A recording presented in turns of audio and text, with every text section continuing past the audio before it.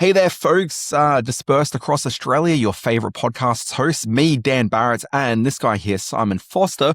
We are here to deliver what you need to know about what's on your screens this week. I, Dan Barrett, am in capital city, Sydney, Australia. Simon Foster, where are you? You're in some sort of hotel, or have you just gone out to IKEA and gotten some lovely poster art and put it up in your new apartment? Dan Barrett, Screen Watchers the world over. Hope you're well. I am in the very sunny far North Queensland crocodile Sturin enclave called Cardwell, where I am attending as a guest of the festival, the Australian UFO Festival. And yes, you're right. I am in a delightfully outfitted little room here with my beautiful wife out lazing by the pool. And I'm having a lovely time in far North Queensland. I haven't spent a lot of time here. This is our second trip up here in a couple of years, but never before that. And I'm having a lovely, lovely time as a guest of the fest. Yeah, can I just suggest during the duration of this podcast, just pop your head out the window and make sure that lovely Fiona hasn't been taken away by a crocodile. Well, there's signs everywhere saying, and in all different languages, there's Aktung and warning us of don't swim, don't walk small dogs on the beach, don't kick your toes in the water, because there are crocodiles in what is a beautiful stretch of water. We are looking out as I stare out the window here. That's why everyone's looking at my profile on the YouTube and Spotify channels. I can see Hinchinbrook Island, which is by all accounts a delightful place. We hope to go there Sunday, but I am staring at a beware of crocodiles sign. And of course, there's also the stingers. It's amazing anybody reaches adulthood here in Queensland. Well, bear in mind that your Queensland experience there is not the entirety of the Queensland experience. No. You've done some time south north of the border, haven't you? Yeah, but I've never been as north as you are. No, like you ever. were stuck in the slums of Brisbane, weren't you? I mean, I've never been north of Noosa, let's be honest. This is the delightful program for the Australian UFO Festival, and if you look very closely, my name's somewhere in there. So it's fun to be up here. I'm doing an hour-long talk on UFOs in films tomorrow, which is meant to go for about an hour. I just did a tech run-through. I'm at 25 minutes, so I've got a little bit of more work to do. Maybe talk about some TV in there. Yes, I am. I've got that in there. I really do. And you're still only at 25 minutes. Well, no, it's blown out a bit more from that. But I'm mentioning the 1975 TV movie, The UFO Incident, starring James L. Jones and Estelle Parsons as Betty and Barney Hill. And anyone who knows their UFO lore knows that Betty and Barney Hill are iconic figures. And it's... But yeah, TV's looked after UFOs over the years. I mean, there's the obvious things like your X-Files or whatnot, but, you could want to talk about, the Invaders or all sorts of really cool gear. The Invaders, The Intruders. There was a 1992 miniseries called The Intruders about UFO abductions. So, yeah, I've got it covered, baby. They know who they got when they got me. I saw a movie once called The Intruders, but it was a very different kind of a movie. Simon Foster, we have a very big podcast ahead of us. We are talking about a bunch of things, and look, there was some conversation that maybe we'd talk about the shards, both of us being Bret Easton Ellis fans. Yes. But look, I'll be honest, while I'm quite keen on all things Bret Easton Ellis, I'm less keen on anything Ryan Murphy. And so those two forces together, it's like one of those sort of batteries being put next to each other with the various polarities. And I have bounced right off this one and will not be reviewing it. You have been quite open and quite determined in your dislike for one Ryan Murphy joints. I too am a Bret Easton Ellis fan. Read his novel White a couple of years ago, I think it was called, or The White Book, something like that. And certainly have read his books over the years and listened to his podcast before he put it behind a paywall. So I'll be checking out the shards. Maybe I'll have a chat about it next week, but I'm fine. We don't have to talk about it this week. Yeah, I mean, to paraphrase the great movie Office Space, why should I change my viewing? He's the one that sucks.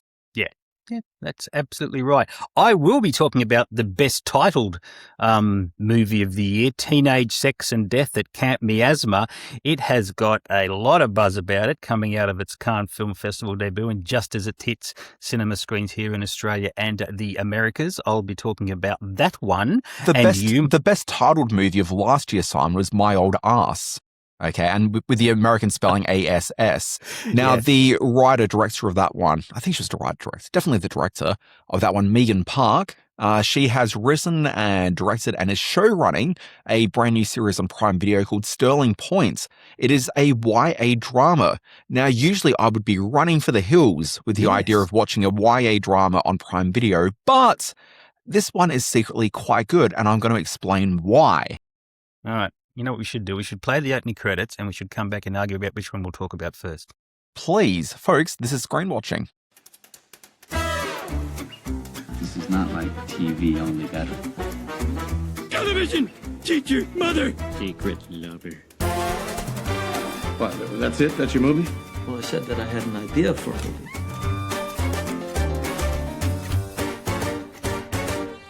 Simon, if there's one thing I've learned from years and years and years of podcasting, sex sells. That's why you and I are right up the front of this podcast. But got that right, brother. Let's fully embrace that by talking about, what is the name of this film? It's a long title. Teenage Sex and Death at Camp Miasma. Play clip. Out here, there are certain nights when you just get this feeling that some psycho killer is gonna chop you up into a million little pieces. Oh, I like that feeling.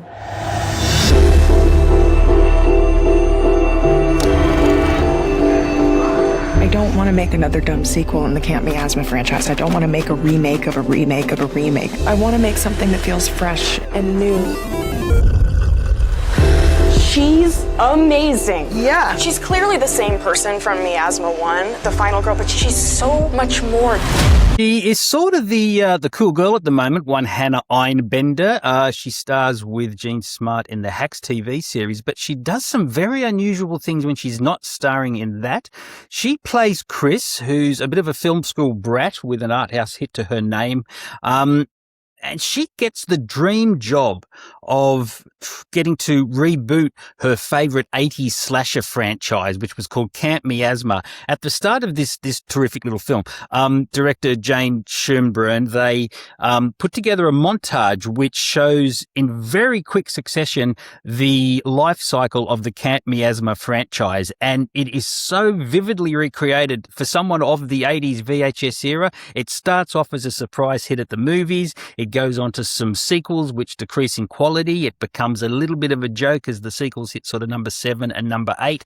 And by the time the directed by credit comes up with Schoenbrunn's name on it, it has just become a silly bit of cosplay at most conventions around the world. But Chris Einbender, she still loves the franchise. She sees it as a huge opportunity for her to reboot the world of teens, their sexual shenanigans, and the horror that they also encounter when they go a camping. And the horror takes the form of Little Death. Now, this is an axe-wielding, well, pretty much any kind of weapon-wielding maniac who has, how can I put this, an air conditioner duct for a head.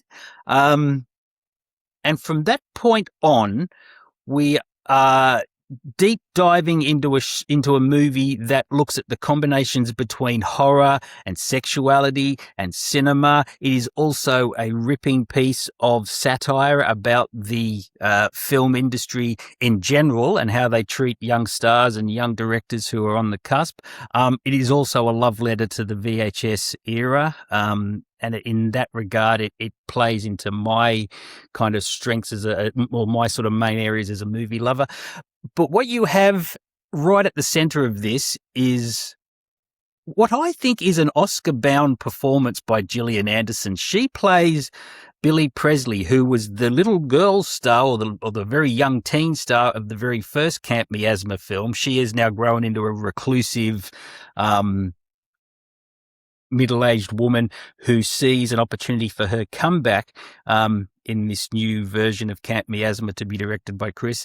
And they establish a very, shall we say, complicated relationship as they thrash out what form this film is going to take, and the roles that both of them will play in the service of each other. It is a very sexy movie. It is a ridiculously bloody movie. The violence in it is just revved up to cartoonish levels, but it's so much fun to watch. To my opinion, in a year where sort of they're saying that the new horror saved Hollywood, I think it will be because this film becomes a big hit. And and with the legacy already left by Backrooms and Obsession, I think this is the most exciting new horror comedy voice we've seen out of Hollywood in a long time. So if you're put off by the title, don't be. It is an exhilarating, exciting, terrifying, and hilarious film, and one of the favourite things I've watched all year. This film will not be a huge hit, but it will be probably well regarded by those that see it. I wouldn't have. I probably think a lot of people said the same things about Obsession. I know a lot of people said the same things about Backrooms. So I'm hoping that this one connects in a way that they did as well, and that this thirst for new horror is extends to something as kind of crazy but as lovable as this film. I would suggest that based on the creative alone, I think it is too meta for just general audience consumption. It is certainly meta.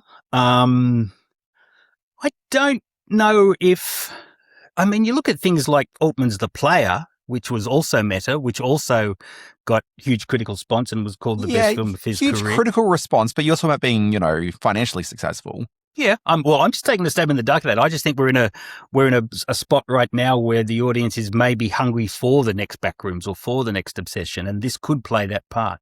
No, I think it's come out second week against the biggest movie of the year, and I just don't think there's the oxygen for it to take. But look, see. Simon, what would I know? I'm just the one that said that Spider-Man would be the biggest movie of the year. And what was it that you said last week on the podcast? Yeah, I always said that was going to be the biggest film of the year. I think you're referring to The Odyssey, which... No, I think I'm referring to the conversation... still might stumble. The conversation on the podcast last week, where straight off the back of you telling me about how The Odyssey wasn't going to perform as well as Oppenheimer, you told me that the dour ending of the new Spider-Man movie, was going to be a deterrent and would stop the mass success of this film. I think you need to go back to the transcripts. Oh, I never listened to this podcast. I go back to our what's going to be the biggest hits of the American summer. I was right up there with saying Spider-Man was going to be enormous. I'm just saying you say some pretty crazy things at times. I'm just waiting for the second week score. I was really surprised by the second week percentage drop off of Odyssey, which wasn't very big at all. It's coasting by on premium screen ticket prices, but that aside, it's holding its audience. I'm keen to see where Spidey goes, but we'll just see. You know what? Totally off the topic about teenage sex and death at Camp Miasma. I'm not suggesting it's going to take $1 billion. I'm just going to say that there is a fresh new audience whose the strength of which will be tested by whether something like this has legs. Yeah, I'm sorry, just because you said something interesting about premium screens a moment ago. Obviously, Spider-Man had all the premium screens, and I know this because my wife went to try to watch The Odyssey and found herself watching a less than premium screen at one of the local event cinemas. So she was sitting there for a few minutes and said, I can't sit in this theater for 3 hours. So she went and got a refund and left. Really? Yeah. Sorry, Simon, not every movie gets the big screen premiere experience that you're used to when you go to the picture house. I don't blame her for doing that. That's so she should. Good on her for keeping the dream alive for us big screen watchers. Good for her. Anyway, let's stop talking about the big screen. Let's go to the small screen, Simon. Let's do that. What are you chatting about? Look, I'm going to talk about Sterling Point, a show that I had zero interest in until I read a very positive review somewhere. And then I comedically, like a Tex Avery cartoon, screeched in my footsteps. The smoke cloud was behind me and I backtracked and pressed play. And I am glad that I did because this is a good one. Let's watch a clip. I am so sorry about your grandfather's passing. That's fine. We didn't know him. Connor, shut up. Gordon has left Connor and Annie's property in Canada. Canada? Was he Canadian? Does that mean that Mom was Canadian too? Nobody here is Canadian. None of this makes any sense. Annie? Yeah, hi. Ellis, your pilot. Welcome to Sterling Point. How long have I got? Hey, beautiful. Hi, I'm Una. Annie, nice to meet you. My mom died when I was little. She used to spend some time here, so I'm just checking it out. You guys want to go to a party in Rosso tonight? No, you don't. Cause the crowd please, and I'm tired. Hello? Jesus! Who are you? Who are you?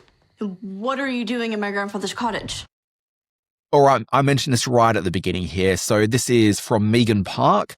And I knew that Megan Park was making this show, but my brain, it's old, and it didn't quite connect the idea that, oh, she made that movie I really liked, therefore I should maybe check out a TV show. Heaven forbid I do this. No, you really should. I did do this, and so just before it premiered on the streaming, I gave this one a look, and it is really quite good. I'm a few episodes in and not regretting it at all. This is very much a typical YA kind of a joint here. We've got this girl named Annie Jacobson. She's got a twin brother played, I won't talk about who played them just yet, but girl named Annie Jacobson. She's got a twin brother.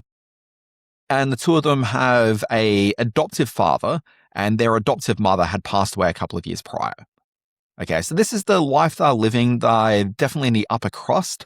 It's the sort of family where, they go away for, fairly lavish holidays during the break each year. Both these kids are still in high school, but they're just, like seniors. Okay. So this is the world that we're in. They find out that their grandfather has died, and this being the father of their late mother. Anyway, they've got no contact with his grandfather at all because he's a bit of an ass, apparently. He just wasn't, he wasn't really worth spending time with. Or at least this is the narrative they've always been told by their father, played by Jada Plus.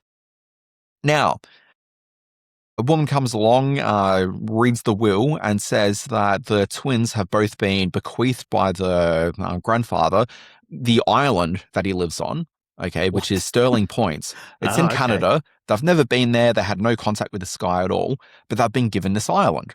And I don't think they actually knew that it was an island. I think they were just told that it was the land that he owned. Okay. Anyway, the brother played by Keen Ruffalo. Now, Keen Ruffalo, weird first name. Ruffalo, wait a sec. Could this be the child of one Mark Ruffalo? Yes, it could. Cool. And when we were sitting on the couch, my wife said, hey, look, that's Mark Ruffalo's son. And I'm like, no, it's not. And then I actually looked at him and I'm like, oh, wait, no, he looks exactly like Mark Ruffalo. She should do this podcast. I think she probably should. Be far more entertaining. So anyway, you've got that. And then you've got this girl, Ella Rubin, who plays the lead in Annie. And she's kind of just been around in a few things, but I don't think anyone probably knows her too much by name just yet. But this is one of those sort of breakout performances. She's going to be a well-regarded star. I'm still not sure what we're watching here. Is this like a dramedy? I'll get to that in 1 second. So the plot is that she ends up going to Canada to check out this family land. She tells her father that she's actually off to Thailand because the father doesn't want her going to Canada. Okay, and because they're a wealthy family, they're like, oh, just go to Thailand for my, summer holiday. Okay, and just leaves a post-it note on the door for her dad saying, oh, I've gone to Thailand. Good being wealthy. What sort of life is this? So anyway, she lands in Canada, doesn't know anyone there because obviously she's got no connection with this at all. She finds out that this land is in this remote island. While she's, within 24 hours there, she finds out this island is actually a bit of a getaway for really, really wealthy people who want to soak up the very picturesque island landscape that this is on. Eyes wide shut style. You mean like actual good like people. Actually picturesque, like no one's wearing masks or getting around in any sort of get up. At least not from the episodes I've seen yet. She's rents a boat while she's there, like in this sort of first day from Jeffrey Dean Morgan. Okay, and once he appears in something, it's not necessarily a sign of quality. He's in some pretty, shit things, but I quite liked him in that. So, he's good value as far as I'm concerned. So I was pretty excited to see him. The rest of the cast don't really know. Missy Pyle's in there, who I've seen in stuff before, but love the Missy Pyle with that very unusual face. Yeah, I still don't know who she is exactly, but I know I've seen her in things. But she gets to this island and suddenly she realizes, wait, there's a whole lot of things about my background I never understood. One, her grandfather, actually a really good guy that everyone loved. Okay. Two, he owned this island. And so now she owns this island. She doesn't want to tell people who she is just yet. So she's kind of keeping a bit down low for this first episode. And then as she retires back to her new home at the end of the first episode, this girl comes in and she's like, what are you doing here? And the lead, Annie, just continues her pretense saying, oh, I've rented this as an Airbnb. And this girl's like, this isn't an Airbnb. I live here. This is my grandfather's house. What are you doing here? And so, wait a sec, grandfather, does this mean that there's like another part of the family? And then as this girl's looking around, she sees photos of her mother, okay, and realizes that this girl is in fact her mother's actual biological daughter. Wow. Okay. And more to the point, her mother has been living on this island for quite some time and wasn't actually dead up until relatively recently. Okay, I can see what's happening here. This has got real YA sort of soap opera-y potential. Absolutely. Okay, it's all happening. Plot twist. Yeah, Plot twist, and that is a narrative, though. Plot twist, it is effing funny, Simon. This is laugh out loud, proper funny, in the same way that Megan Park made My Old Ass, that Audrey Plaza film from last year, a laugh out loud thing. I had a few issues with some of the narrative choices on that one, but broadly, I like that movie, and she's really struck something interesting with this program. Also set on a sort of picturesque lakeside sort of forest setting.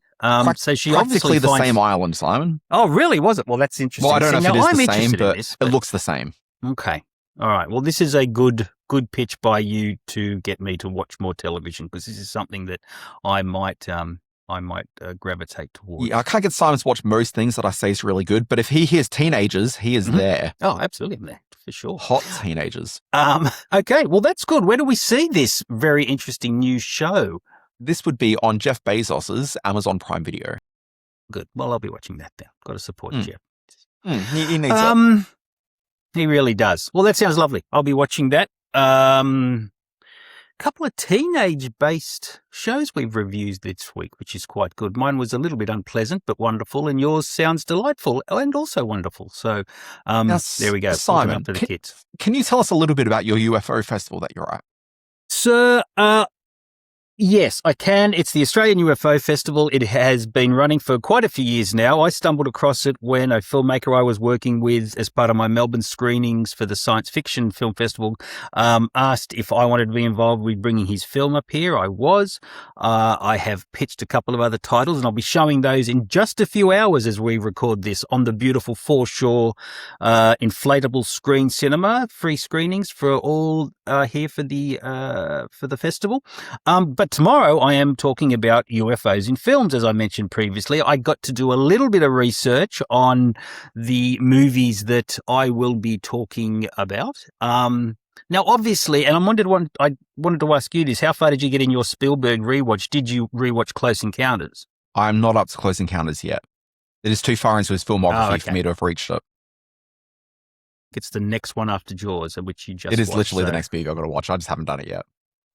Okay, so obviously for me that was the defining UFO film, and I've got quite a bit to say about that. But I'm also looking back at movies that first introduced the concept of the flying saucer, like a 1950 film called The Flying Saucer.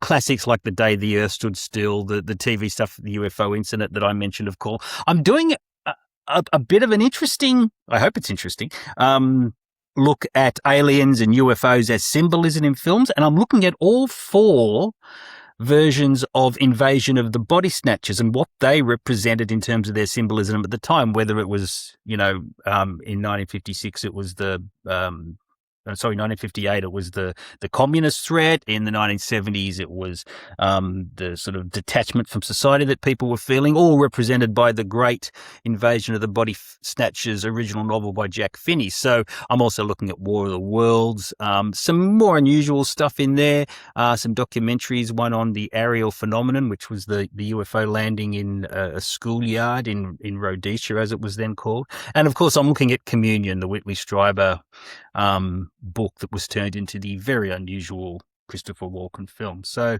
apparently the crowds are going to surge over the weekend, and I'm hoping to have a good crowd there for my for UFO chat. But now I've never really asked you this, Dan. Are you a believer?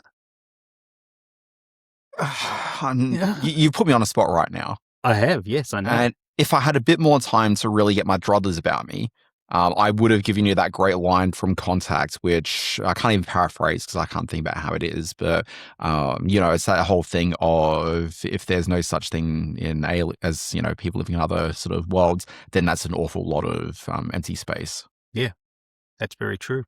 Yeah, that's very true. It's how you define life, whether we're talking microbes or whether we're talking, people who I think intelligent fast life. food restaurants. So you're saying intelligent life? Yeah, so the sort of thing not evidenced life, by this like podcast, but oh no, God no, they wouldn't look here for intelligent life. No. Okay, well, I am a believer, but with a whole lot of asterisks attached to that. There's a whole lot of things that have to be answered and proven from my perspective to make it real. But to quote the great Dana Scully, I want to believe. That's exactly right. Exactly right, my friend. So that's really all I've been watching for the last week is UFO stuff. What have you been up to? Look, I've watched a whole bunch of things this week, and by a whole bunch of things, I mean I watched 3 things. Outside of Sterling Point, which I saw a few episodes of, I did watch the first, I think I'm now about like 4 or 5 episodes into Ted Lasso season 4. Which has had some scathing reviews. Yeah, and I think justified. Oh. Basically what we had, and super quickly, and this isn't particularly that sort of spoiler heavy, but end of season 3 was very much based around telling Ted Lasso that the time has come, you need to face some of your psychological issues and do the right thing, go back home and be a presence in your son's life. Okay, and so he packs up his things and heads off, and that's where we left the series. So that's a good ending point for the show. We saw a narrative closure for most of the characters, a little bit of an open door with the idea that the football team, Richmond, that's not right. Whatever FC, they are going to launch a women's team alongside their male team. But like that was the only open door element to it. So the idea was the show was going to come to an end with the end of the 3rd season, but they were kind of thinking, maybe we want to keep it going. And so 3 years later, they brought it back. Now, I had been led to believe that the premise for the 4th season was that we would be based out of the US now and would be seeing Ted like running a women's soccer team. Okay, that I think is a good way to pick up the series if you still want to focus on a Ted Lasso character. Okay, so in theory, that means jettisoning a whole bunch of the cast previously, maybe have them pop by for like, an arc or 2, but by and large, you'd have it a whole new situation. To me, that is a grounding that actually justifies a season 4. Instead, what we've got is Ted Lasso effectively just hitting a reboot button, going back to, I'm going to call it Richmond FC, I'm not sure that's right, going back there and just coaching a women's soccer team. And the thing is that, like, ultimately it's the exact same show that we saw previously, only with a bunch of the cast who are the male players no longer in this. Okay, but all the backroom people are still major presences in the show. The grumpy, curmudgeonly, I can't think of his name right now. The bearded, yeah, like he's back because he's a beloved character and it's just kind of fan service seeing him back. But why are we seeing him there when like the actual football team that Ted once coached isn't still in the series? That's a bit weird. It's just like a weird fan service thing. And that's all it feels like. It just feels like fan service and the whole growth that Ted Lasso exhibited by making that very conscious decision to go home and be a good dad to his son. Like it's just pushed aside. Like, does he bring the son back to the UK? Yeah, so there's like a contrivance which has him bring the son back, but I'm a bunch of episodes in and the son's still not living in the UK with him yet. Okay, and it's just, it doesn't...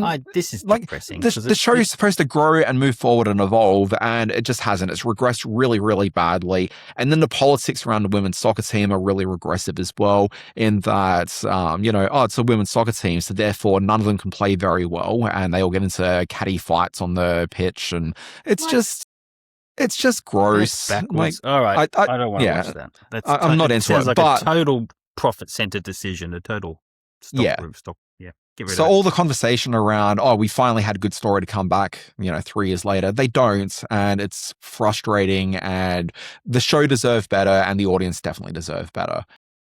Something else I saw. What was the other stuff? You said you'd watched 3 things. People who read my newsletter during the week at alwaysbewatching.com would know that I've been watching a animated series called My Adventures with Superman, and it is, I think, maybe the best superhero screen thing from like maybe the last 10 years.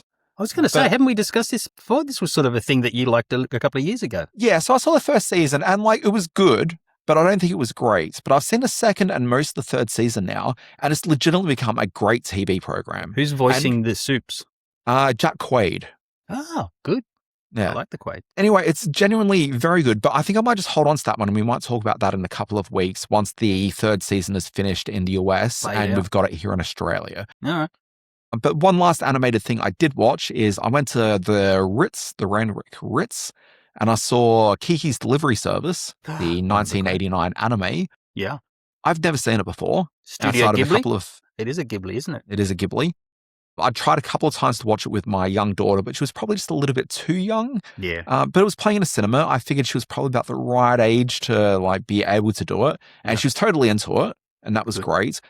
And while I'm not a big believer in the idea that the great thing about going to the cinema is the audience, basically time and time again, audiences just frustrate me and make the cinema experience just awful. So I don't know where this narrative is about. Watch it with the audience. How fantastic is that? You can't do that at home. But I also don't even get me started. But there was a family that was sitting in front of us, 2 parents, a little girl that was there. And I thought the little girl was like, when you're in a cinema and you can't really see like other people, you sort of paint a bit of a picture as to who they are and what's going on. Sure. It sort of seemed like this girl was just like a bit too fidgety and was just a bit all over the place and stuff. Okay, but that may not have been the case because when the movie finished, the lights came up and everyone kind of stayed through the credits because people had like a great time watching this animated classic. Lovely film. Lights were up, everyone starts sort of milling around, and like the girl from in front of us, who's maybe sort of 5 or 6, reveals herself to be wearing an outfit dressed just like Kiki from Kiki's Delivery Service. How delightful! And she had like for the underages. Yeah, and she had like a little cat with her, and like, it was adorable. Anyway, she offered my daughter some of her popcorn, and like it was just kind of nice. And there's your daughter in her potato sack. Yeah, her burlap sack. Well, that's a lovely trip to the movies. Like you should. That's a lovely experience to share with your little one, or not so little one. She's a big kid now. But she really liked it. She told me she was getting a bit bored by it at the end, but I think justifiably, Kiki's Delivery Service has some third act issues. But broadly, it's a very charming, entertaining film, and if you haven't, you should. Get out there. Have a Studio Ghibli marathon with it. I think she'd love that. There's some dark stuff in there. Yeah, well, I'm slowly working through it with her. So there's a bunch of them that get played at cinemas throughout the years. So I think we might just go and watch them as available. Nice. We have to review next week The End of Oak Street, which I'm very excited about. That is hitting cinemas in Australia and around the world as we speak. A new Anne Hathaway, Ewan McGregor joint with dinosaurs. I think it's great that there's a movie this year with Anne Hathaway in it. Yeah, I know. She's a little bit underseen. If it only had starred Zendaya, she needs some help too. Yeah, that'd be nice. Yes, it would be nice. Do you know what you're reviewing next week? I think, time pending, I'm going to try to watch the new Netflix Australian series, My Brilliant Career. That would be awesome. I'll be watching that too. We can double chat. Nice times. You have been listening. Actually, sorry, Simon. Here we go. I may not be talking about My Brilliant Career. I've got to check. I've got to check the embargo timing on it. But if I'm able to, in next week's podcast, I'll be discussing the new HBO series Lanterns. Ooh, I know you're very excited about that. Well, why can't we talk about both? Let's talk about Let's do it, Simon. We're going to talk about both next week on this podcast. So there we go. See, that's almost a production meeting, and I've heard about those. They can be quite productive. Simon, when you are not gallivanting around, fighting off crocodiles with your bare hands in North Queensland, what do? I am writing the Screen Space newsletter, which you can find on the Substack channel. And I'm about to announce all the films that are screening at the 2026 Sydney Science Fiction Film Festival, which is happening in October. But yes, you can look for those films on the festival website. It's right there in the name. And you can see my newsletter on Substack. And thank you, everyone, for coming up to Cardwell to be part of the UFO Festival as well. I think things are about to get a little crazy up here, and I'm looking forward to it. Okay, folks, if you are not hanging around in North Queensland, you can check out my newsletter. They don't have it in North Queensland, just so people know. But everywhere else around the world, you can get it at alwaysbewatching.com. Sign up to it. It gives you the week's news and TV and streaming, and also a couple of other things here and there. There's a TV guide that comes out on Friday afternoons usually. I'm not sure if it's going to come out on Friday afternoon this week. It'd be Saturday morning, I think. It's been a very big, long day for me. Folks, this has been the Screen Watching Pod. My name's Dan, joined by Simon Foster. Thank you very much. Thank you for your service to all things screen. We'll see you next week.